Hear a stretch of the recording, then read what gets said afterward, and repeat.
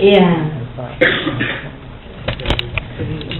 Maafkan kami kalau kali ini yang berkunjung ke tempat Bapak Ibu Saudara sekalian banyak orang.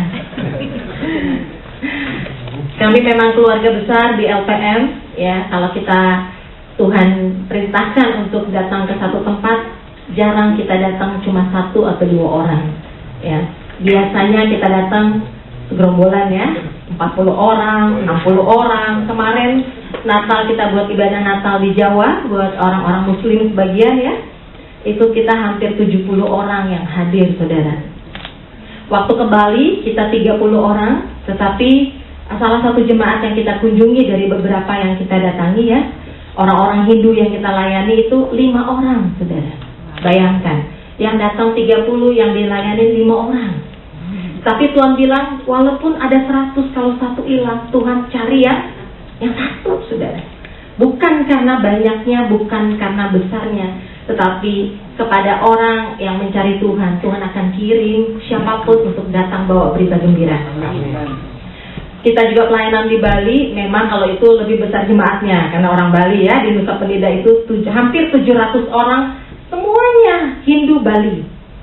Sedangkan yang Kristen yang percaya Tuhan itu satu keluarga pendeta di sana, tetapi pendeta yang mungkin belum sampai ada perkembangan jemaatnya, karena tahu sendiri daerah Bali, ya, apalagi Nusa Penida. Kita dari Jakarta 30 orang yang ke sana. Orang sana bilang nggak bisa bikin KKR di Nusa Penida. Tapi karena Tuhan suruh ke sana, kita bilang pasti bisa, nggak mungkin tidak. Gimana caranya? Wah, susah, suruh urus izinnya. Saya bilang sama, saya nggak kenal sih, tapi baru kenal di situ.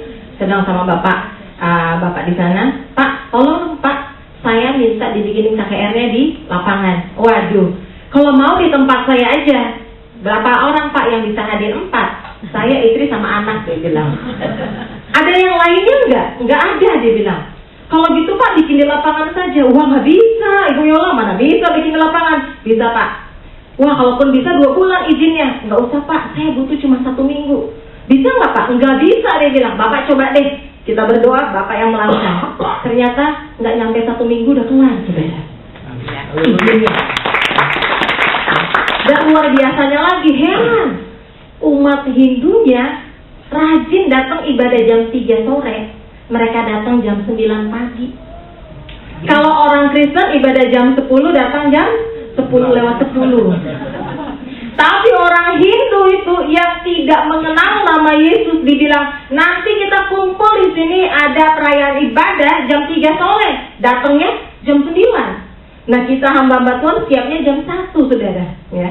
Ternyata mereka sudah dari jam 9 tunggu, akhirnya ibadah kita majukan dari jam 3, jadi kita mulai jam 12. Puji-pujian 1 jam, ya, single fighter, pemusik 1 sama 1 orang survei. Dan kita tim baru datang dengan truk pada jam 1 siang, saudara. Ajaibnya, mereka semua rindu, bahkan bukan hanya di situ saja, beberapa tempat mau dibikinin ibadah. Hanya adakah orang yang terbeban mau datang ke sana? Kayaknya kalau di Singapura aman, ya, aman dan nyaman. Tapi kalau di Indonesia sudah tahu sendiri kan, ya, tempat-tempat tertentu sangat-sangat sulit untuk Injil masuk. Tapi kalau sampai itu bisa masuk, itu karena kita punya Tuhan yang hebat. Amin. Jadi kalau hari ini kita mau belajar kehebatan Tuhan kita melihat kehebatan Tuhan kita bisa bekerja, bisa berkarya lewat hidup kita. Bukan karena kita kecil, kita biasa, kita hidup sederhana, kita kerja apa adanya. Bukan karena itu maka akan membatasi kuasa Tuhan bekerja hebat dalam diri kita. Tuhan tidak melihat siapa kita, kapasitas kita, kemampuan kita, kepemilikan kita, enggak. Dia melihat kalau ada hati yang melekat kepadanya. Kalau ada orang yang sungguh mau dan rindu Tuhan pakai, maka dengan sendirinya dia bisa bekerja dengan kehebatannya. Mari kita lihat sama-sama di dalam 1 Korintus pasalnya yang kedua. Kita khusus baca ayat yang ke-9. Kita akan baca bersama-sama 1 ayat ini saja. 1 Korintus pasal yang kedua ayat yang ke-9. Sudah dapat, ya? Kita baca bersama-sama ayatnya. 2, 3. Tetapi seperti ada tertulis, apa yang tidak pernah dilihat oleh mata, dan tidak pernah didengar oleh telinga, dan yang tidak pernah timbul di dalam hati manusia, semua yang disediakan Allah untuk mereka yang mengasihi Dia. Amin. Kayaknya ayatnya hafal ya, lagunya juga ada ya. Kayaknya kita udah sering dengar ayat ini. Waktu dibicarakan ayat ini, ya, kita pasti pikir apa sih? Kita nggak pernah lihat, kita nggak pernah dengar, kita juga nggak pernah ada dalam hati kita. Apa sih yang Tuhan siapin buat kita? Tidak satu orang pun tahu. Tetapi bagi orang yang mengasihi Tuhan, kita dapat mengetahuinya. Sesuatu yang lebih besar daripada pandangan mata kita, sesuatu yang lebih besar daripada pendengaran telinga kita, sesuatu yang lebih besar dari hati kita, ya. Artinya apa yang kita lihat, apa yang kita pernah dengar, dan apa yang pernah timbul dalam hati kita, Tuhan jauh menyediakan lebih daripada itu. Artinya bahwa ayat ini Tuhan mau memperbesar kapasitas rohani kita. Kalau ikut Tuhan, kapasitas imannya sebatas yang dilihat, sebatas yang didengar, sebatas yang dirasa, maka iman kita bergantung kepada hikmat manusia. Kalau saudara baca ayat dari awal dan seterusnya ya. Tetapi kalau iman kita bergantung kepada sesuatu yang emang gak mungkin, emang gak kelihatan, emang gak pernah kita dengar cerita itu, gak pernah ada dalam hati kita, kapasitas iman kita berarti diperbesar. Hari ini Tuhan mau kapasitas iman setiap kita diperbesar ya. Lapangkanlah tempat kemahmu dan bentangkanlah tenda kediamanmu. Jangan menghemat ya, pancangkan talinya. Artinya setiap kita yang mengasihi Tuhan, ayo saatnya sekarang kembangkan talentamu, kembangkan karuniamu, kembangkan semua yang Tuhan percayakan kepada kita.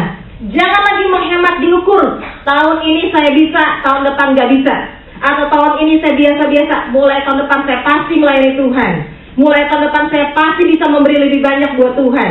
Saya sekarang belum bisa, tetapi tahun depan pasti bisa. Jangan bilang tahun depan, tapi hari ini Tuhan mau kapasitas kita diperbesar. Bilang kiri kananmu, katakan kapasitas imanmu diperbesar hari ini, diperluas hari ini ya. Mulai hari ini Tuhan mau perbesar kapasitas iman kita. Kita mau lihat yang pertama.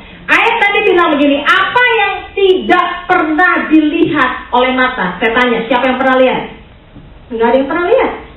Apa yang tidak pernah dilihat oleh mata? Ya udah dibilang enggak pernah dilihat, berarti tidak seorang pun pernah melihatnya. Saya tanya, apakah ketika Abraham dan Lot ketika ada masalah, ya, lalu Abraham bilang sama Lot, kamu yang pilih, kamu ke kanan, aku yang ke kiri, kamu ambil yang sana, aku ambil sini. Apakah Abraham tahu apa yang terjadi di depannya? Enggak. Apakah Abraham tahu bahwa pilihan dia pilihan yang bagus? Bukan. Karena apa yang dilihat oleh mata Abraham, tanah pilihannya tandus. Tanah pilihannya tanah yang tidak menghasilkan. Apakah yang Abraham pilih adalah pilihan yang tepat? Iya. Kenapa? Karena apa yang tidak pernah dilihat oleh mata, berarti jangan pernah menilai segala sesuatu dari mata jasmani kita. Jangan pernah kita menilai segala sesuatu hanya dari pandangan hidup kita. Tetapi mari kita masuk jauh lebih dalam kepada apa yang tidak pernah kita lihat, tapi Tuhan lihat. Apa yang tidak pernah kita pandang, tetapi Tuhan pandang. Pemilihan Daud terjadi ketika Tuhan bilang, aku tidak memandang paras dan elok. Aku tidak melihat luar, tapi aku melihat hati. Hanya Tuhan yang bisa melihat hati. Manusia cuma bisa melihat luar. Sebab itu, apa yang dimaksud oleh ayat ini? Apa yang tidak pernah dilihat oleh mata? Artinya belajarlah kita, perbesar kapasitas penglihatan kita tentang Tuhan. Jangan segala sesuatu dinilai dari yang kelihatan sih nggak mungkin ya, yang kelihatan kayaknya nggak bisa, yang kelihatan kayaknya gagal, yang kelihatan kayaknya sulit. Semua itu yang dilihat terus. Tetapi belajar seperti Abraham, ya, dia adalah orang tua yang bijaksana. Waktu Tuhan pilih mau yang bagus atau yang jelek. Kalau saudara yang ditantang seperti itu, saudara pilih yang mana? Bagus atau yang jelek? Mau yang menghasilkan atau tidak menghasilkan? Pasti menghasilkan. Tapi Abraham tidak pilih yang menghasilkan. Abraham memilih apa yang dilihat Tuhan. Itu bedanya dengan orang-orang yang belum belajar tentang iman. Makanya Abraham disebut bapak orang beriman. Dia sahabatnya Tuhan. Kenapa? Karena cara hidupnya tidak melihat dengan mata jasmani. Segala sesuatu dia nilai dari kedalaman mata Tuhan memandang. Tapi biasanya kita lebih senang dan lebih enak melihat yang kelihatan. Makanya ayat ini sulit terjadi dalam hidup kita. Karena apa? Kita selalu melihat yang kelihatan. Kalau yang lagi dilihat masalah terus, nggak kelihatan Tuhannya. Kalau yang lagi dilihat marah terus, nggak kelihatan Tuhannya. Ya, apa yang lagi kita lihat itu saja. Kita tidak pernah bisa merubahnya. Makanya Tuhan tidak bisa menyediakan bagi kita. Tapi ketika Abraham memilih apa yang Tuhan lihat, hasilnya hari ini boleh tandus, besok kutuk berubah menjadi berkat. Amin. Hari ini boleh tidak menghasilkan, tetapi tunggu tanggal mainnya Tuhan. Dia pasti menghasilkan jauh daripada yang Lot pilih. Lot memilih apa yang dilihat oleh matanya dia. Bahwa hari ini apa yang dia pilih itu tempat yang subur, tempat yang baik. Tetapi ternyata akhirnya Lot hidup di dalam kegelapan. Sampai akhirnya tempatnya dimusnahkan oleh Tuhan. Banyak kita, ya, kalau kita tidak dekat dengan Tuhan, lebih senang pilih yang kelihatannya baik, yang kelihatannya luar biasa, yang kelihatan semua menjanjikan. Kayaknya kalau kerja di sini kayaknya menjanjikan banget ya. Kayaknya gajinya sekian, fasilitasnya ini, kita begini 10 tahun balik modal, pulang kampung, bisa bangun rumah. Ya. Kayaknya hitungan kita jelas dan detail begitu. Kita melihat apa yang kelihatan, kita lupa. Kita punya Tuhan yang pegang masa depan kita. Seharusnya kita punya mata Tuhan dalam diri kita. Supaya ketika kita menghadapi sesuatu masalah, bukan masalah itu yang kita pandang terus. Apa yang terjadi di balik itu? Kalau kita lihat ketika Elisa, Raja Aram rencana menyerang Israel. Saudara mungkin pernah baca dalam 2 Raja pasal 6. Ketika Raja Aram berunding ya di kerajaannya, di pemerintahannya, panggil semua pengawal, pegawainya panggil, ayo kita berunding. Kita akan serang Israel begini, udah diatur nih. Ternyata Elisa ya jauh-jauh dari negeri seberang, ya nggak tahu rapatnya apa, dia tahu dari Tuhan, bukan karena mendengar, tapi dia melihat dengan mata Tuhan. Ada yang berniat jahat terhadap Israel pilihanku. Bilang sama Israel, beginilah kamu harus menyerang. Kamu pindah ke sana, kamu pindah ke sini, kamu serang di sana, kamu serang di sini. Sehingga ketika Raja Aram dan orang-orang kuatnya menyerang, selalu gagal, nggak pernah berhasil. Marahlah Raja Aram. Siapa pengkhianat di antara kita? Waktu diselidiki, tidak ada pengkhianat. Ternyata seorang nabi Tuhan dari negeri yang jauh bisa mengetahui strategi perang kerajaan seberang. Mata siapa yang melihat? Bukan mata jasmani, tapi itu adalah mata Tuhan. Bahwa apa yang gak pernah dilihat oleh mata kita, jasmani kita, Tuhan siapin buat kita. Sehingga kerajaan dan masyarakat Israel, penduduk Israel aman dari peperangan, saudara. Gimana caranya kita supaya kita bisa melihat dengan mata Tuhan dalam memandang segala sesuatu? Ya, gimana caranya? Pertama, kedekatan kita dengan Tuhan menentukan berapa jauh pandangan kita ke depan. Semakin kita dekat dengan Tuhan, pandangan kita semakin jauh ke sana. Semakin kita renggang dengan Tuhan, pandangan kita semakin mendekati kepada daging. Semakin mendekati terus kepada penglihatan yang dari luar. Tapi semakin kita dekat, bergaul intim dengan Tuhan, maka apa yang kita lihat selalu kita lihat secara rohani. Selalu kita lihat secara iman. Sehingga setiap anak-anak Tuhan mau hidup di daerah susah, mau hidup di daerah miskin, apapun yang kita lakukan, kita tetap punya iman yang sama. Karena Tuhan kita sama. Artinya apapun yang kita lakukan, Tuhan mau kita belajar melihat dengan kacamatanya Tuhan, bukan kacamatanya kita. Berapa kali saya pelayanan di Australia, pandangan orang sana begini, hari Minggu buat Tuhan, hari lain ya kerja. Karena kalau nggak kerja, katanya orang Indonesia nggak rasa sih, di sini nggak ada pembantu katanya, semua kerja sendiri. Jadi kayak capek, apalagi suruh berdoa sejam, waduh ngantuk katanya, nggak bisa. Jadi tapi kalau hari Minggu saya pasti gereja. Dan mereka akhirnya mengakui iman mereka biasa-biasa saja. Semakin kita dekat dengan Tuhan, semakin kita akan mengalami yang namanya secara rohani kita bisa menilai segala sesuatu. Waktu kita bicara dengan beberapa jemaat Tuhan di sana tentang Tuhan, tentang apa kata Alkitab, mereka sampai bengong-bengong. Mereka bilang, orang Indonesia hebat-hebat ya imannya. Sebenarnya bukan orang Indonesia hebat-hebat imannya, hanya mereka tidak mengenal Tuhan yang mereka sembah. Kalau mereka tahu rahasia firman Tuhan, ya, bahwa Tuhan bisa mengaruniakan kepada mereka apa yang Tuhan berikan kepada Abraham, apa yang Tuhan berikan kepada Elisa, Tuhan bisa berikan kepada kita. Kalau kita tahu, kita bisa menilai banyak hal. Dari yang kita tidak tahu menjadi tahu. Kenapa? Karena orang sekarang kita dituntut untuk kita bisa melihat dengan apa yang kita lihat saja, tapi menilai jauh ke depan sana. Di TV, kalau di Jakarta saya tidak tahu di sini ya. Di Jakarta, saudara, sekarang paranormal itu laris. Apalagi masuk tahun baru ya. Tahun depan nanti banjir besar, akan ada bla bla semua dibilangin, jadi nggak jadi nomor 2. Ya. Tapi laris dan sangat-sangat dipakai. Bahkan berani buka praktek sekarang. Praktek, ya, orang pinter, paranormal, ya, sewa tempat di mall. Bayangin, saudara. Ya. Saya bilang ini nggak salah nih, berani buka tempat, sewa ruko lagi, saudara. Ya, ada di daerah Bogor itu satu ruko khusus. Joko siapa ya namanya? Saya juga lupa, karena saya kurang bergaul dengan orang pinter begitu, saudara. Jadi saya nggak hafal namanya. Khusus untuk mengetahui masa depan, khusus mengetahui pekerjaan yang akan datang. Wih, hebat sekali. Lalu kita anak-anak Tuhan, kalau mau tahu yang itu cari siapa? Cari Tuhan kan nggak dapat nih. Tuhan mau ngomong-ngomong, Tuhan nggak kasih tahu, Tuhan nggak kasih lihat sih. Kenapa Tuhan nggak kasih tahu dan nggak kasih lihat?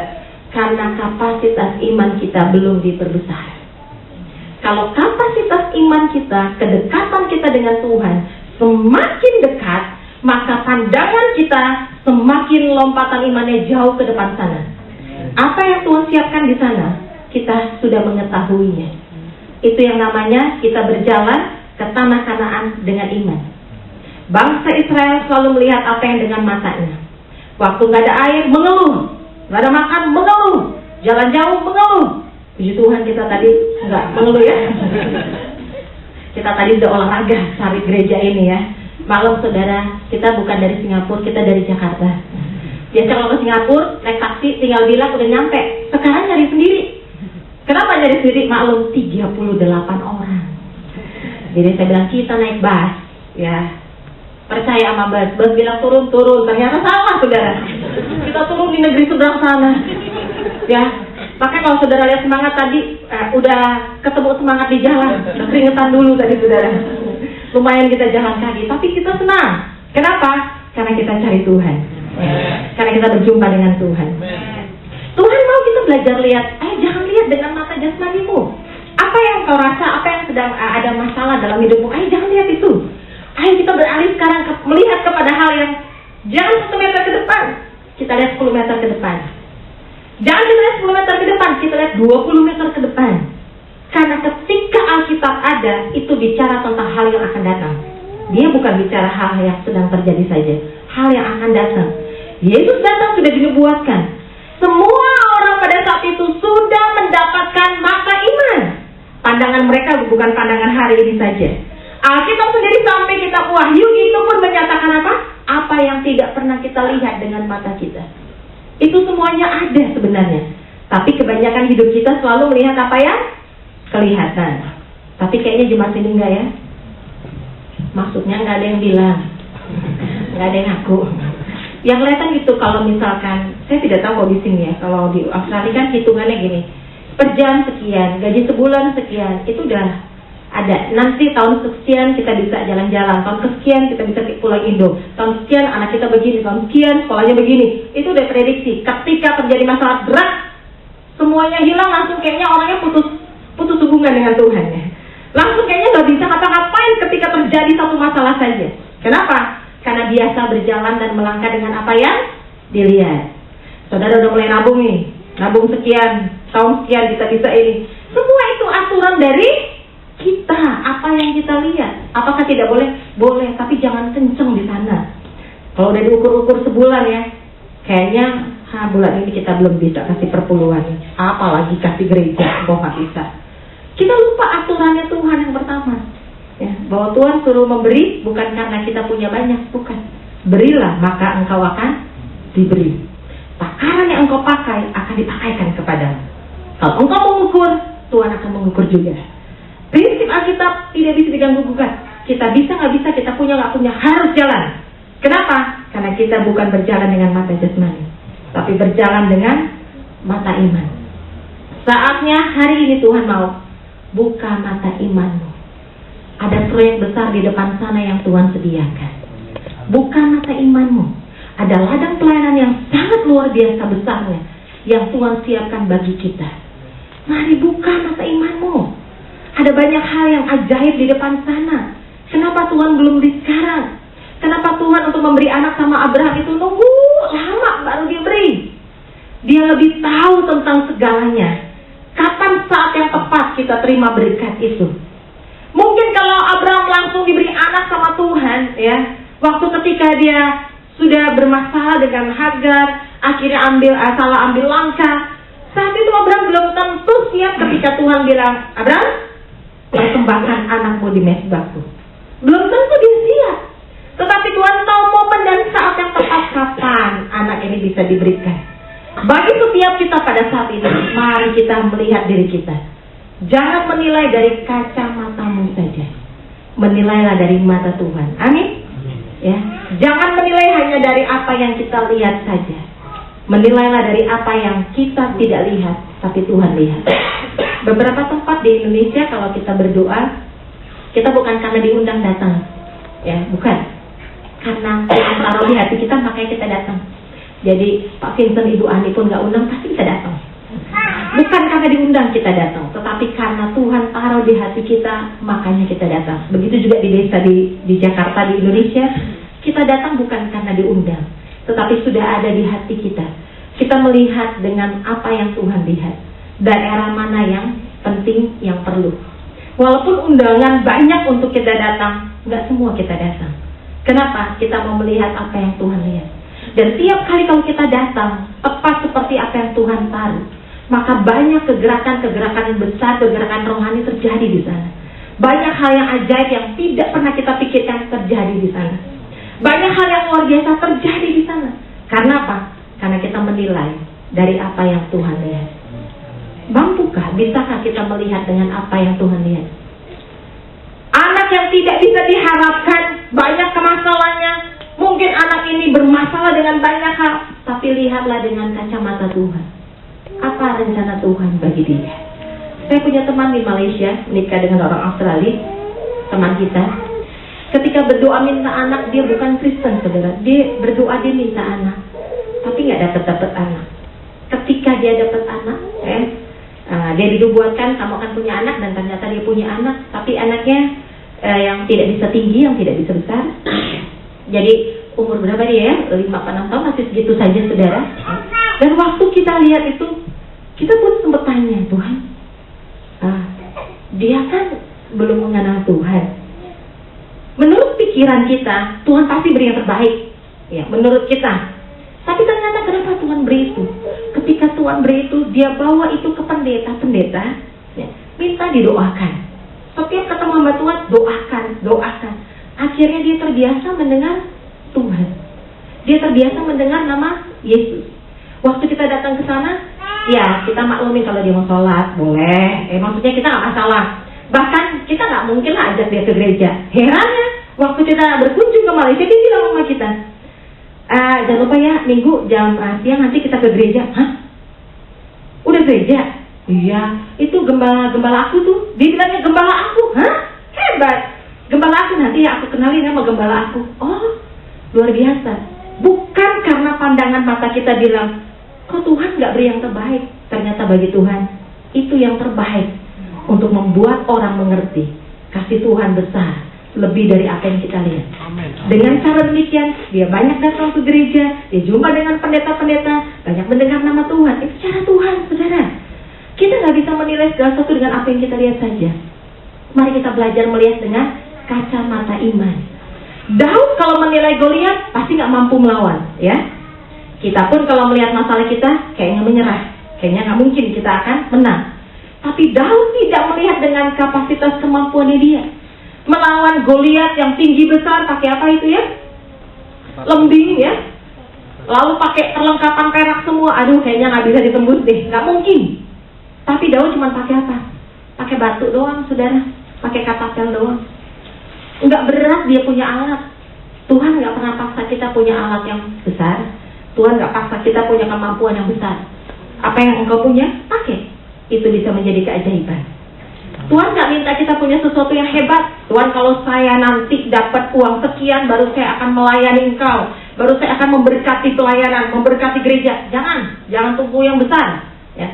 Karena kita punya teman, dia menunggu uang yang besar untuk melayani Tuhan, nggak melayani, nggak jadi karena uang yang besar habis juga. Ya, jangan tunggu hal-hal yang besar, mulailah dari apa yang kita punya, lakukanlah buat Tuhan. Jangan tunggu kita punya sesuatu yang kayaknya menurut kita itu besar dan bisa, jangan. Mulailah dari apa yang kita punya, berapa yang kita punya, apa yang kita punya, mulailah dari sana. Tinggal cara Tuhan akan membuat keajaiban di sana. Batu yang kecil bisa merobohkan Goliat yang besar. Ya, batu yang kecil yang nggak ada artinya, nggak mungkin bisa bunuh orang lah, nggak mungkin punya. Tapi kenapa bisa? Sampai ke titik yang tepat sampai Goliat terkapar, saudara. Bukan karena hebatnya Daud, bukan karena hebatnya Allah, dan bukan juga karena batunya, tapi ada kuasa di batu itu. Ya. Ada kuasa di kita, ada kuasa di dalam tubuh kita. Alat yang kita pakai adalah alat di mana Tuhan akan urapi dan berkati kita untuk menghasilkan. Jadi jangan tunggu besar, jangan tunggu hebat, jangan tunggu kaya untuk melayani Tuhan, untuk memberi buat pekerjaan Tuhan. Mulailah dari yang ada sekarang. Tangan kiri kananmu katakan, jangan tunggu hebat dan besar. Mulai dari sekarang, ya, mulai dari sekarang. Layani Tuhan, beri yang terbaik buat Tuhan. Mulailah dari sekarang. Kenapa, saudara? Karena saya biasanya merasakan dan melihat, kalau misalkan dalam satu keadaan kita dituntut melakukan sesuatu yang kita nggak bisa, maka kita pasti akan berserah kepada Tuhan. Apa yang harus saya lakukan? So, kalau ada panitia ibadah besar, ya, yang datang 2.500 orang. Ketika ada panitia ibadah, sudah kumpul-kumpul dana, semua udah lengkap. Ternyata waktu rapat, saya bilang, kenapa tidak ada lighting, kenapa tidak ada ininya, kenapa kurang ininya, panduan ininya, kenapa tidak ada? Kenapa tidak dibuat musik yang full band? Kita kan ribuan orang, kenapa tidak? Mereka bilang, budgetnya kurang. Saya bilang, kurangnya berapa? Dia bilang sekian juta. Lalu saya bilang, ada nggak orang-orang yang berada di panitia ini? Rata-rata semua orang berada. Terus kenapa susah ngumpulin hanya sekian juta? 15-20 juta. Kenapa susah? Bukan susah sebenarnya. Seret kantongnya, ada iketan. Saya bilang, jadi nggak bisa ya? Ini nggak perlu ada. Bukannya kita nggak mau, Ibu Yola, kita mau beri yang terbaik. Tapi persoalannya, katanya, nggak ada yang menyumbang. Kalau begitu, saya sumbang. Saya bilang, saya mulai sumbang. Berapa? 2,5 juta saya bilang, saya taruh 2,5 juta. Kalau kurang, nanti saya tambah lagi. Saya mulai 2,5 juta. Yang rapat ini semua orang-orang yang kasih sebetulnya. Saya sama Tuhan di situ. Saya bilang, saya duluan mulai 2,5 juta. Kalau tidak ada, nanti saya akan tambah lagi. Tapi kalau ada, puji Tuhan. Nah, yang lainnya udah mulai lepas kancingnya. Masa Mbak Tuhan aja ngasih, kita nggak ngasih. Saya deh, 5 juta. Saya deh, 1,5 juta. Terkumpul, jadi saudara. Ternyata mesti dimulain, saudara. Ya, yang enak sih yang mulai duluan ya. Keluar duluan soalnya. Tapi memang Paulus bilang begini, kita harus menjadi teladan. Kita harus menjadi contoh. Berarti kita harus mulai duluan. Amin? Amin. Karena kita melihat apa yang tidak dilihat oleh orang. Orang melihat kekurangan, kita melihat kelebihan. Amin. Orang melihat ketidakmampuan, kita melihat kedahsyatan Tuhan. Amin. Kenapa? Karena mereka pikir kalau memberi buat pekerjaan Tuhan, buat Tuhan, tipis kantong mereka. Kenapa mereka agak kurang-kurang sedikit mau memberi? Karena apa? Hitungannya kenceng. Saya udah nyumbang ini, saya udah nyumbang ini, masa nyumbang ini lagi? Hitungannya kenceng, saudara. Tetapi waktu kita melihat apa yang tidak dilihat oleh mereka, maka sesungguhnya berkat Tuhan menjadikan kita kaya. bukan susah payah kita. Jadi saya katakan, jangan pernah kita ada kancing di kantong kita, ya. Kenapa? Pekerjaan Tuhan di tempat ini butuh kantong kita. Bukan hanya kantong uang, tapi kantong hati kita. Ada banyak jiwa di luar sana yang perlu mendengar nama Yesus, ya. Kami datang ke sini, kami sudah bilang sama teman-teman tim, berpencar, cari jiwa, kenalkan Yesus buat mereka. Hari pertama datang kemarin kita sudah mulai, ya, orang India, orang mana, kita coba datang ngomong, do you know Jesus? Ya, walaupun Indonesia Melayu, ya, Melayu dikit, Inggris juga dikit, campur-campur. Saya bilang, gak apa-apa, yang penting nama Yesus mereka dengar. Bilang saja. Kita sudah mulai coba melakukannya. Kenapa? Jangan pernah kunci hati kita untuk berita keselamatan bagi orang lain. Jangan pernah kunci kantong kita untuk pekerjaan Tuhan. Kenapa? Karena pekerjaan Tuhan butuh dua itu, butuh hati dan butuh dukungan saudara. Maka ketika kita melakukannya, Tuhan berkati kita lebih daripada itu. Saya hanya naruh 2.500.000 buat pekerjaan Tuhan. Saya bukan pembicaranya, saya bukan panitianya, saya cuma yang mengatur untuk ibadahnya. Tetapi ketika saya memberi 2.500.000, ajaibnya Tuhan percayakan kita pelayanan lagi itu ke Pekanbaru, dananya 250 juta. Dan itu tidak keluar dari kantong saya. Itu keluar dari kantong Tuhan lewat orang yang punya hati untuk pekerjaan Tuhan. Padahal saya cuma mulai 2.500.000, tapi Tuhan bergerak 250 juta. Jauh banget saudara. Kenapa? Karena kita melihat apa yang tidak dilihat oleh orang.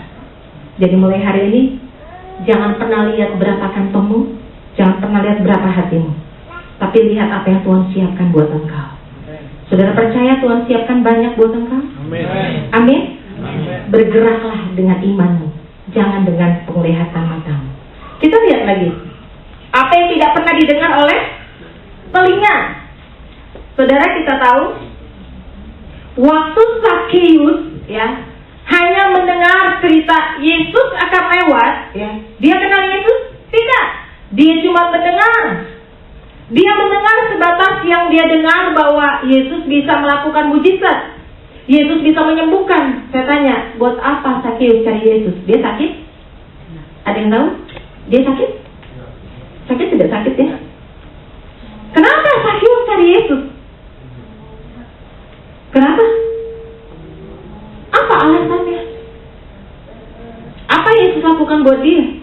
Apakah dia bilang gini, saya mau jumpa Yesus supaya saya kasih uang ke orang lain, saya balikin uang-uang yang sudah saya ambil dari orang dan saya balikin ke orang? Tidak kan? Apakah dia berjumpa Yesus, dia punya pandangan bahwa saya cari Tuhan supaya saya bisa kasih uang yang udah ada di saya, membagi-bagikan kepada orang lain? Tidak. Bukan itu. Dia cuma mendengar secara jasmani bahwa Yesus akan datang, tapi dia mendengar secara imannya dia bahwa Yesus yang akan lewat itu juru selamat. Yesus yang akan lewat, yang akan dia jumpai itu akan membawa perubahan yang baik ke dalam keluarganya. Dia mendengar jauh daripada orang-orang yang cuma mencari kesembuhan, daripada orang-orang yang cuma mau lihat siapa yang bisa menyembuhkan. Dia jauh dari itu. Dengarlah apa yang tidak didengar oleh manusia biasa. Dengar.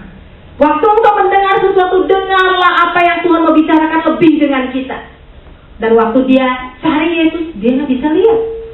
Lalu dicari akal, oh dia naik pohon. Dan herannya, dari begitu banyaknya orang berbondong-bondong, kok bisanya Yesus datangnya ke dia? Hai Sakeus, turun, aku mau ke rumah kamu. Kenapa nggak yang lainnya? Kenapa harus Sakeus? Pendengaran rohanimu mampu mendengar apa yang akan Yesus lakukan buat engkau. Saya udah coba dengar suara Tuhan, gimana sih caranya? Berapa kali saya ketemu orang, pertanyaannya sama, gimana cara mendengar suara Tuhan? Saya udah berdoa gak denger-denger, saya udah puasa gak denger-denger, udah semua yang lakukan gak ada yang didengar. Saya bilang, gak ada caranya. Satu-satunya cara cuma intim dengan Tuhan. Kalau yang lain-lain cuma langkah-langkah yang dialami oleh orang-orang. Tapi poin utamanya, ketika kita intim dengan Tuhan, pasti kita dengar kalau Yesus sudah mau datang. Saudara, kalau anak kecil, bapaknya pulang naik mobil kan banyak jenisnya. Tapi anak ini udah tahu peka dengan bunyi mobil daripada orang tuanya. Mungkin dari jarak mungkin 200 meter belum nyampe rumah, baru drung. Tuh anak udah bisa bilang, papa pulang. Padahal dia belum dengar benar loh. karena banyak mobil yang ada di sana. Kita orang-orang yang mengenal mengasihi Tuhan bisa mendengar jauh daripada yang didengar oleh telinga. Amin. Tapi kita lebih cenderung dengarnya yang apa yang kita dengar dengan telinga. Kita suka salah. Makanya Mazmur 112 bilang apa? Yang hatinya teguh, ya, dijagai oleh Tuhan. Jangan pernah takut dengan kabar celaka. Jangan sampai salah, karena saya pernah salah. Waktu saya percaya apa yang saya dengar, adik saya ngejar maling, saudara. Kakak saya beritain gini, katanya, maling ngejar adik. Karena panik sampai katanya kuping lepas berdarah, itu ada orang yang datang ke rumah minta tolong, kupingnya itu berdarah sampai lepas dikit, jadi ngocor darah, jadi udah ketakutan lah ini kakak sama adik. Adik ngejar malingnya, kakak karena ada orang-orang tertentu yang panikan ya saudara. Ya, jadi beritanya suka kebalik kalau orang panik.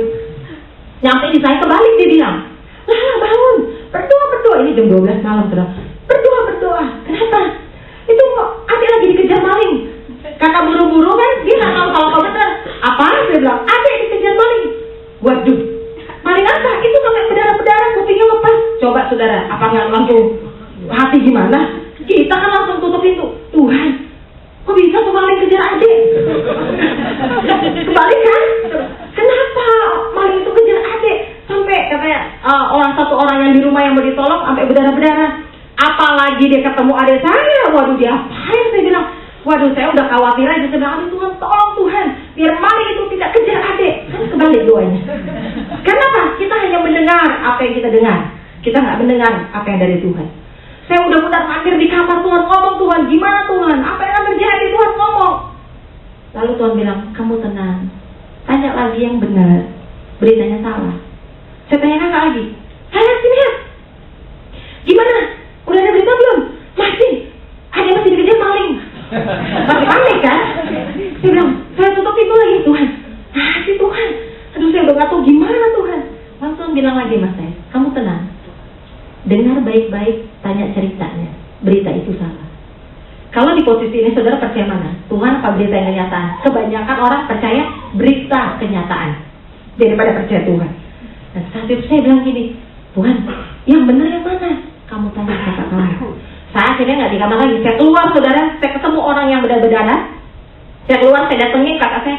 Coba ceritain apa terjadi, apa yang terjadi. Tadi ini orang dirampok, katanya sama maling. Nah, dalam lari sini minta tolong. Jadi adik tahu dia ambil motor kejar maling. Loh, tadi katanya maling kejar adik. Siapa yang bilang? Hah? Bilang apa saudara? Lah, tadi bilangnya kita mau udah nangis-nangis, kita mau udah jerit bolak-balik di kamar, udah khawatir. Ternyata dia bilang, oh enggak, kita bilang adik katanya dikejar maling. Adik kejar maling. Ya, saya bilang, benar Tuhan. Saya bilang ini ternyata kita perlu mendengar apa yang dari Tuhan, supaya kita tidak salah. Karena kebanyakan kita lebih cepat mendengar yang kita bisa dengar dengan telinga kita, tapi kita tidak mendengar apa yang Tuhan mau bicara dengan kita. Sebenarnya dia Tuhan mau bicara 10 tahun ke depan dengan kita. Tapi intinya kita dengan Tuhan membuat kita hanya mendengar 1 hari di pelataranmu cukup bagiku. Hanya mendengar cukup untuk 1 bulan saja. Tapi semakin kita intim dengan Tuhan, dengar berita Tuhan sampai 10 tahun ke depan, bahkan sampai Hizkia bilang engkau akan mati dan engkau harus pamit sama keluargamu, kematian pun Tuhan bicara. Ada begitu banyak hal yang kayak dianggap tabu untuk kita dengar suara Tuhan. Tidak, kita punya Tuhan yang mau bicara apa saja dengan kita. Mau soal anak, soal keluarga, soal urusan kerja, semua dia mau bicara banyak dengan kita. Tapi telinga kita kadang-kadang suka ada kotorannya, lupa dibersihin. Kenapa? Supaya kita nggak mendengar. Itu adalah rencana setan. Tapi sebenarnya Tuhan senang kalau suaranya didengar. Tuhan mau kita belajar mendengar suara Tuhan. Dan hari ini bukan hanya mata iman kita, tapi telinga rohani kita. Tuhan mau perbesar kapasitasnya. Dengar suara Tuhan. Ada masalah, ada pergumulan, ada proyek baru, ada pekerjaan baru. Dengar suara Tuhan, supaya kita tahu langkah ke depannya. Terakhir, apa yang tidak pernah timbul dalam hati kita. Saudara, apakah Yusuf akan berpikir dia akan jadi orang kedua di Mesir? Tidak. Yusuf tidak berpikir dia akan jadi orang penting dan dia akan bisa membuat keluarga, sanak saudara yang semuanya ini akan bisa menjadi orang yang berhasil. Tidak. Tuhan menuntut Yusuf untuk hatinya. Hati Yusuf hati yang mengampuni, ya. Hati Yusuf hati yang bisa menerima. Sekalipun keluarganya aniaya dia, sakiti dia, tapi lihat Yusuf.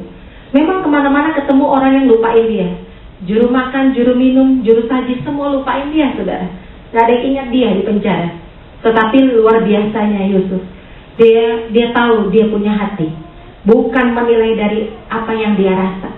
Kalau dia rasa, ya Tuhan, kata Tuhan saya mau jadi orang penting, kenapa saya malah jadi budak di Potifar? Ya Tuhan, kata Tuhan saya mau diberkati, kenapa saya justru masuk penjara? Yusuf punya hatinya Tuhan. Dia ikuti semua ritme irama yang Tuhan izinkan terjadi. Dan dia tidak mengeluh dan dia tidak komplain. Hasilnya apa? Benar, dia jadi orang kedua di Mesir. Rencana Tuhan bisa digenapi kalau hati kita benar. Hati kita tidak benar, rencana Tuhan tidak bisa digenapi. Saya percaya Tuhan punya rencana indah buat kita masing-masing. Tapi hati kita dulu benerin. Bahwa hati kita ini harus punya hatinya Tuhan. Ya, apa yang gak pernah timbul di hati kita, Tuhan akan siapkan. Tuhan sudah sediakan. Apakah itu? Perbesar kapasitas rohani kita. Dengan cara bukan hanya rajin ibadah, tapi bangun hubungan yang intim dengan Tuhan. Karena hari ini Tuhan bukan hanya mau menyembuhkan yang punya penyakit, tetapi Tuhan kita, Tuhan yang mau bilang, ada banyak hal yang baru di depan yang akan engkau kerjakan. Dan apa itu? Tuhan mau kita tahu dari Tuhan hari ini. Nanti ketika kita nanti berdoa, saya rindu kita akan mendoakan saudara-saudara, supaya kita memahami bahwa Tuhan mau kita mengalami perbesaran kapasitas rohani. Salam kiri kananmu katakan, hatimu, telingamu, dan matamu akan mengalami perubahan. Mengalami perubahan yang besar dari Tuhan secara iman dan rohani. Harus.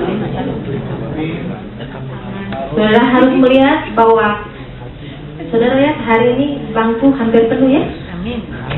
Berarti iman kita apa?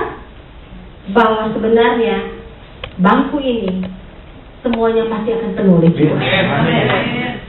Cuman mungkin selama ini saudara belum terlalu fokus di sana, atau masih mikir gini, ya udahlah gini juga cukup lah.